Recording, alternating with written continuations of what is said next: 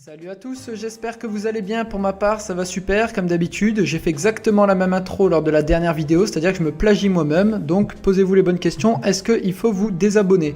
Plus sérieusement, aujourd'hui, on va parler des sondages pour les européennes 2019. Oui, je vous embête, mais c'est en même temps l'événement politique principal de cette année 2019. Donc, c'est normal que j'en parle beaucoup de ces élections européennes.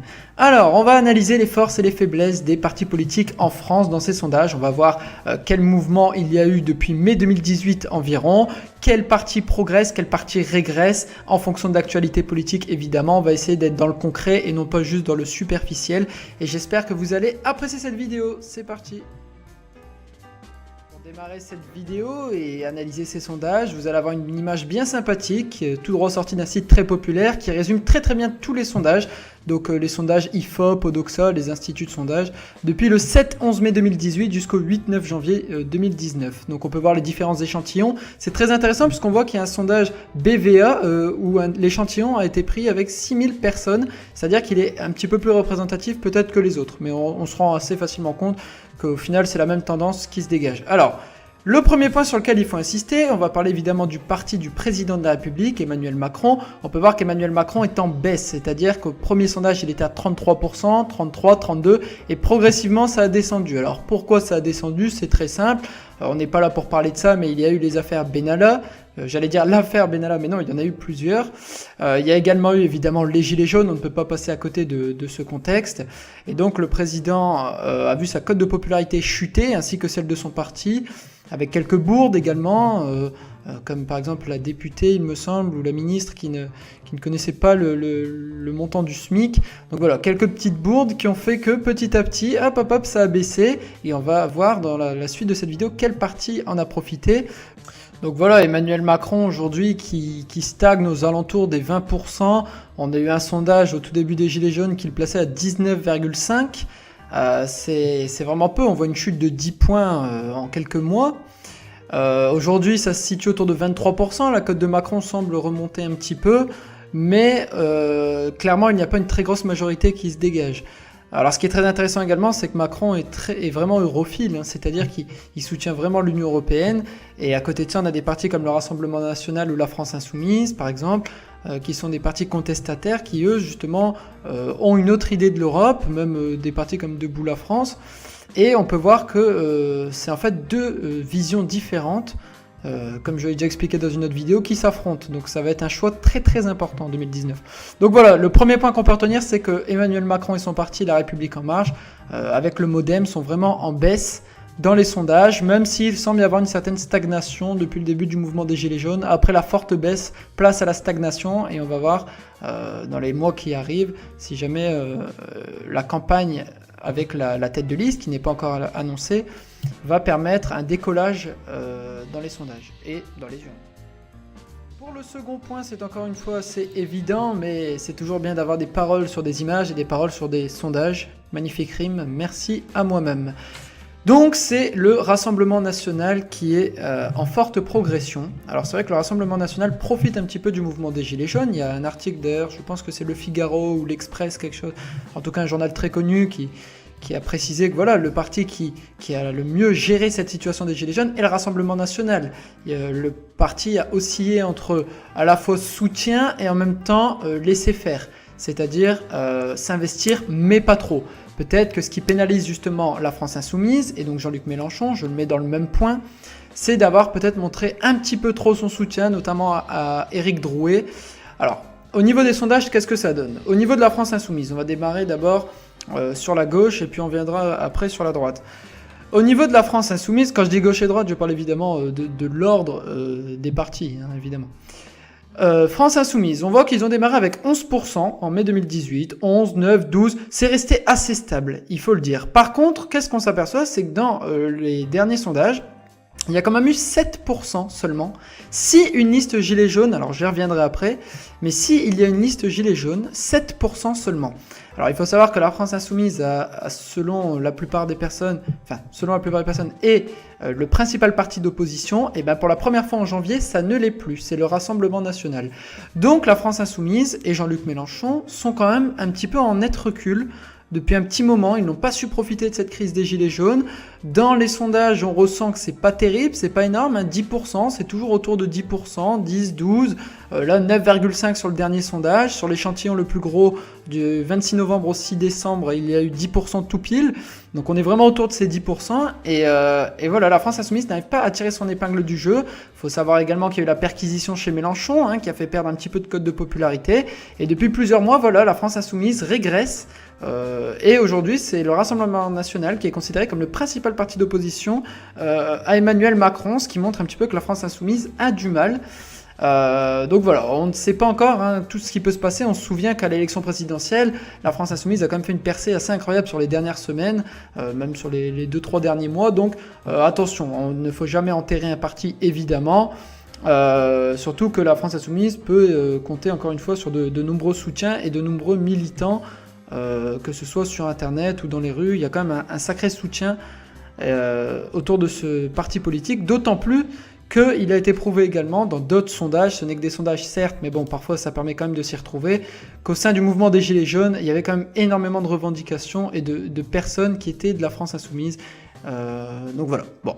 Au niveau du Rassemblement National, on peut voir que là, c'est assez incroyable, hein. C'est le parti qui bouge le plus avec Alors on peut voir que Macron a perdu 10 points environ et que le Rassemblement National en a gagné 10 quasiment. Donc c'est-à-dire qu'au tout premier sondage, on voit 12% pour le Rassemblement National, qui était avant Front National, c'est pour ça qu'il y a le petit tiré, il a changé de nom depuis. Et 21% sur les derniers, donc c'est-à-dire quasiment 10% de gagné, avec un pic à 24% en décembre. Ça avait fait beaucoup parler, mais c'était en plein cœur de la crise des Gilets jaunes et de l'affaire Benalla, de la dernière en date. Donc du coup, là c'est vrai que 24%, ça paraît assez énorme, d'autant plus que même si les gens ne comptent pas voter pour le Rassemblement National, avant il y avait vraiment une certaine défiance à propos de ce parti, et c'est le cas de moins en moins. C'est-à-dire que selon d'autres sondages, il y a de plus en plus de personnes qui apprécient Marine Le Pen, qui est une des personnalités préférées des Français, alors en étant détestée comme la plupart des politiciens français, mais elle est bien plus aimée que d'autres, et elle peut profiter surtout d'un socle électoral très très fort, plus que tout autre parti. 12% savent déjà pour qui ils vont voter, et c'est le Rassemblement National. Il n'y a aucun autre parti qui a autant. Pardon par moment d'hésiter ou d'avoir du mal à parler, c'est un petit peu de l'improvisation, je ne peux pas tout écrire sur une feuille et tout réciter. Je ne suis pas en CM2, je ne récite pas ma leçon. Donc voilà, le Rassemblement National en nette progression, comme je pense avoir tout dit, hein. Donc voilà, c'est le principal parti d'opposition aujourd'hui, et c'est, comme j'avais dit déjà pour Macron, c'est très intéressant, parce que le Rassemblement National a des positions concernant l'Europe assez fortes. Il faut savoir qu'en 2014, le Front National à l'époque avait fait 24%, c'est énorme. Et donc, le Rassemblement National aujourd'hui ne propose plus une sortie de l'euro, ça il faut le savoir. Marine Le Pen a décidé de l'enlever du programme. Aujourd'hui, le Rassemblement National, c'est plutôt une Europe souverainiste, c'est-à-dire avec davantage de pouvoir pour les États. Mais j'y reviendrai après, en ce qui concerne les partis du Frexit et tout ça, on y reviendra après. En tout cas, voilà, ça on peut le dire, le Rassemblement National est en nette progression contre la France Insoumise. On peut pas dire que ce soit une grosse régression, mais un petit peu de mal, n'a pas réussi à profiter de cette crise des Gilets jaunes, quand le Rassemblement National, lui, a réussi à tirer son épingle du jeu. Avant d'aborder les derniers petits points, on va attaquer un dernier gros point, si on peut dire ainsi. Il faut en parler malheureusement, c'est la chute en continu des partis traditionnels, les petits partis. Alors cette fois-ci, c'est peut-être pas pour les mêmes raisons que d'habitude. Alors à l'élection présidentielle, le PS avait fait autour de 6%, c'était catastrophique, on s'en souvient. Les Républicains n'avaient pas accédé au second tour, 20% environ pour François Fillon, voilà, on s'en souvient également. Alors pourquoi les partis traditionnels dans ces sondages ne sont pas mis en valeur? Alors, tout simplement, alors ça c'est ma thèse personnelle, mais je pense que c'est un petit peu une vérité, c'est qu'il y a beaucoup de partis. Et il y a certains partis qui émergent, voilà, donc qui prennent des voix aux partis traditionnels. Alors, explication. Le Parti Socialiste, ça fait des années qu'il y avait des personnes qui votaient Parti Socialiste. Il y a eu également le quinquennat de François Hollande qui n'a pas aidé. Ils ont été un petit peu dépités et ils se sont tournés par exemple vers la France Insoumise. Donc il y a eu dans un premier temps la France Insoumise qui a pris pas mal de voix au Parti Socialiste, avec des positions peut-être plus extrémistes par moment. On les classe un peu plus à gauche, mais voilà, ça a pris quelques voix. Ensuite, il faut savoir que Europe Écologie Les Verts, sont condamnés, mais c'est bien pour eux, hein, c'est peut-être un terme fort, à augmenter, puisque le réchauffement climatique, voilà, c'est de plus en plus pressant, c'est un thème qu'on entend beaucoup plus qu'avant, et on peut voir qu'il y a même eu un sondage où ils étaient à 14%, les Verts. Donc voilà, et ils prennent quelques voix également au Parti Socialiste, regardez, 6,5% sur les derniers sondages, c'est quand même assez fort. Il y a le parti créé par Benoît Hamon, Génération, qui avait 7% hein, à un moment donné, là il stagne autour de 3%, mais ça prend encore une fois des voix au Parti Socialiste, sans compter le Parti Communiste, le nouveau Parti Anticapitaliste, voilà, tous les autres partis à gauche. Donc en fait, on se marche dessus. Sans compter le fait également que voilà, c'est un petit peu le bordel, hein, si je peux utiliser ce mot, au sein du parti. Donc voilà pourquoi le Parti Socialiste perd des voix. Alors on a cru quand même qu'il allait avoir une reprise, parce que 7-8% c'était déjà mieux qu'à la présidentielle, puis au final 4% sur les derniers sondages. Voilà, donc comme j'ai dit, pénalisé par la montée de certains partis, et c'est pareil pour les Républicains. Les Républicains qui voulaient être le premier parti d'opposition, notamment au sein de l'Assemblée, pour contrer les lois, mais déjà, il faut savoir qu'ils déçoivent beaucoup d'électeurs, les Républicains, et j'entends beaucoup de monde le dire autour de moi, parce qu'ils ne sont pas assez en opposition avec la politique de Macron, et ça, je pense que Macron en joue également. Donc qu'est-ce qu'on peut voir, c'est que les Républicains sont pénalisés par un autre parti, qui s'appelle Debout la France.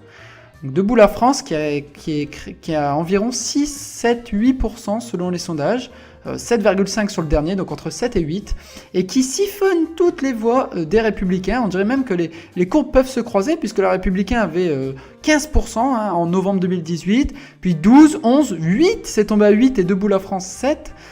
Il y a également le parti Résistons de Jean Lassalle, il y a l'UDI qui est du centre droit, sans compter les Patriotes, également nouveau parti politique Bon voilà, c'est un parti un peu plus à droite, donc je pense pas vraiment que ça influe sur les Républicains, mais Debout la France et les Républicains qui ont un programme, voilà, c'est la droite, qui ont des idées un petit peu communes sur les principaux sujets, et qui se prennent des voix, hein, tout simplement. Et il y a beaucoup de Républicains qui rejoignent Debout la France.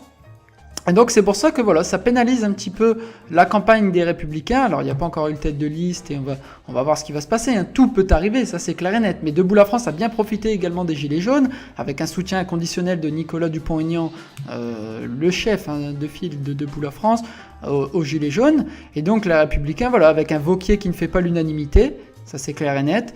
Donc voilà, donc pour moi ces deux partis traditionnels, donc le Parti Socialiste et les Républicains, souffrent tous les deux de la recomposition de la vie politique en France, avec des nouveaux partis qui émergent, et ils se font prendre leur voix en fait, tout simplement. Et comme les gens en ont un petit peu marre de voter toujours pareil, et qu'ils voient qu'il n'y a pas de changement, eh ben, ils n'hésitent pas à voter pour d'autres partis qui émergent. Donc voilà, pour se dire, on va voir qu'est-ce que ça donne avec ces partis-là. Donc voilà, c'était mon dernier gros point. Donc avant de terminer cette vidéo, il me reste deux plus petits points à aborder. Donc là, on a vu les trois gros points qui étaient Macron en baisse, la France insoumise et le Rassemblement national dans les sondages, et enfin les partis traditionnels pénalisés par de nouveaux partis qui émergent. Pour les deux derniers points, on va d'abord voir les Gilets jaunes. Alors c'est vrai qu'il y a quand même une certaine importance de ce mouvement, puisqu'il pourrait devenir une structure politique pour les européennes. Et donc il y a certains sondages qui ont pris en compte une liste Gilets jaunes, et qu'est-ce qu'on s'aperçoit ? Donc par exemple, la toute première fois, hein, le 5-6 décembre 2018, on a pris une liste Gilets jaunes, 12%, et ça fait perdre 7 points au Rassemblement national, c'est énorme. Ça fait perdre également presque 3 points à Debout la France, soutien inconditionnel hein, des Gilets jaunes. La France insoumise est un petit peu moins impactée, hein, on peut voir 9%, alors quand même, ça passe en dessous des 10, mais bon, c'est pas non plus catastrophique, hein, ça reste autour de 10, 9, 12, bon, c'est pas, voilà, il n'y a pas une énorme différence. Alors il faut savoir que l'échantillon était plus petit que le sondage d'avant, hein, donc voilà, peut-être un peu moins représentatif, faut toujours prendre en compte. Après, moi, personnellement, c'est mon avis, je pense que les Gilets jaunes, déjà, n'ont pas tous les mêmes revendications. Donc, si une structure se fait, je pense que ça va faire perdre quelques pourcents. D'autant plus que le mouvement a commencé en novembre, il va falloir tenir jusqu'en mai aux européennes, alors qu'il y a le grand débat national de Macron, par exemple, qui vient d'être lancé. Je pense que ça va être dur pour les Gilets jaunes d'avoir une vraie structure politique, ça risque d'être un peu, excusez-moi encore une fois du terme, le bordel, parce que beaucoup ont des avis divergents. C'était censé être un mouvement apolitique, s'il devient politique, quelles vont être les idées ?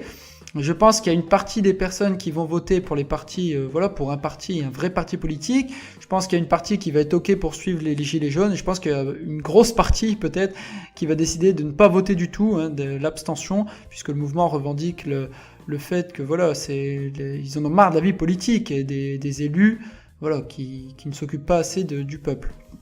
Donc voilà, une liste gilets jaunes qui est à prendre en compte. Il faut voir comment ça va évoluer et voir ce qui se passe. Après, là, à l'heure actuelle, on est le dimanche 20 janvier. Et il faut savoir que hier, le 19, il y a eu encore une fois une très grande manifestation dans toute la France des gilets jaunes. Donc le mouvement perdure. Donc il va falloir voir ce que ça donne.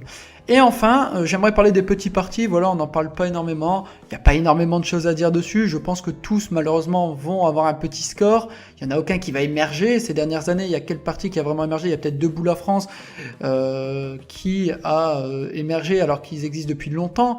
Quand même, ça a toujours été 1 ou 2%. Là, on arrive à toucher des 6-7%. C'est pas encore faramineux, mais bon, ils ont sorti la tête de l'eau et on les voit beaucoup plus à la télé. Maintenant, les autres petits partis, comme le nouveau parti anticapitaliste, voilà, 2%, 1%, c'est vraiment pas terrible. Le Parti communiste français, c'est pareil, hein, 2%, 2,5%, ça reste pareil. Il était question une nouvelle fois d'alliance avec la France insoumise, mais ça ne se fait jamais. Résistons de Jean Lassalle, qui a une grosse cote de sympathie, qui est toujours là pour faire le buzz à l'Assemblée nationale, mais ça ne rassemble pas. Le parti n'est pas assez structuré, il n'y a pas assez de militants, il n'y a pas assez d'adhérents, c'est compliqué. L'UDI de Jean-Christophe Lagarde paye peut-être le fait qu'il a des positions parfois assez similaires à celles de La République En Marche. Donc voilà, c'est un petit peu compliqué. Il y a également le nouveau mouvement Les Patriotes, qui propose le Frexit. Et c'est là qu'on voit que, donc comme je l'avais dit, le Rassemblement National ne propose plus la sortie de l'euro, et c'est là où justement on voit qu'en France, finalement, le Frexit est loin d'être une priorité, puisque 1% pour les Patriotes, 1,5%, le parti d'Asselineau, l'UPR, c'est pareil, c'est 1%. Donc voilà, on voit qu'en France, le Frexit n'est pas de mise, et donc les gens ne vont pas voter pour ces partis-là, hein, puisque voilà, dans les sondages c'est très peu. Après on ne sait pas, il peut toujours y avoir une percée, même si ça m'étonnerait fortement. Donc je pense que les petits partis sont condamnés à rester des petits partis et à faire des petits scores pour cette élection européenne-là, évidemment. On ne sait pas de quoi sera fait l'avenir. Chaque chose en son temps, une chose à la fois. Donc voilà, pour ces petits partis qui malheureusement, voilà, fallait en parler dans cette vidéo, vont faire 1 ou 2%. Et voilà. En tout cas, j'espère que cette vidéo vous aura plu. J'essaie de faire une petite analyse à chaque fois de pourquoi, comment, pourquoi chaque parti, ce parti-là a tel ou tel pourcentage, pourquoi il y a une progression, pourquoi il y a une régression. Et j'espère que ça vous plaît parce que franchement, moi ça me passionne. Dès qu'il y a un sondage qui sort, j'aime beaucoup voir ce qui se passe sur le plan politique, les forces en présence. Et voilà, bon. J'espère que vous avez vraiment apprécié. On se retrouve bientôt pour une vidéo sûrement un peu plus humoristique. En attendant, portez-vous bien.